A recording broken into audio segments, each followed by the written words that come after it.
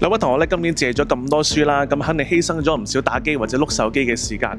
你覺得咧對你嚟講咧，有啲咩係書入面嘅世界俾到你，但係手機俾你唔到嘅咧？我覺得雖然手機入邊有好多唔同嘅資訊啦，但一本書可以帶俾我一啲手機畫面俾唔到嘅精神體驗。喺睇書嗰陣，有種好奇妙嘅感覺，好似明明同作者冇見過面，無論係作者本人定書入面嘅角色，我哋都相隔好遠嘅距離。但我都可以代入入面嘅角色，透過啲文字代入其他人嘅視覺，了解佢哋嘅心路同思想，用佢哋嘅角度去思考、去感受呢個世界，令我明白呢個世界真係好大，唔係淨係得我哋平時返學、補習、出去旅行。呢個世界有太多嘢係值得我哋去睇下嘅。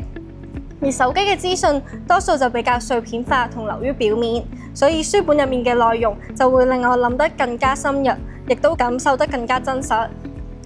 我覺得書裡面嘅世界可以俾我用自己嘅想像去延伸書中嘅內容、聲音同溫度。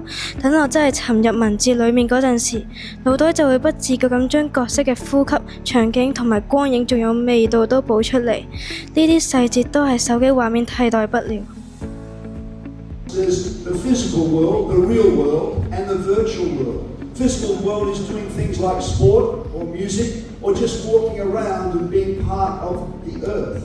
And the virtual world is more about screens, iPhones and iPads. Two different ways that you make sense of the world. It's trying to think about virtual and physical and develop when you're young, as you are.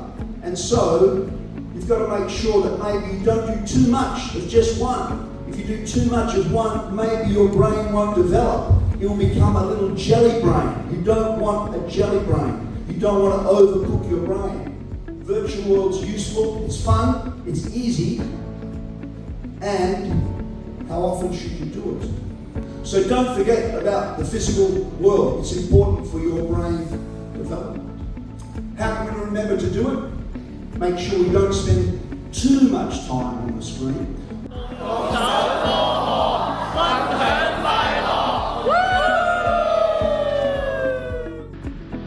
你已經玩咗成個禮拜嘅機㗎啦，你而家變咗個喪屍咁樣，仲會可能俾老師嘅 SD2，你唔好玩啦！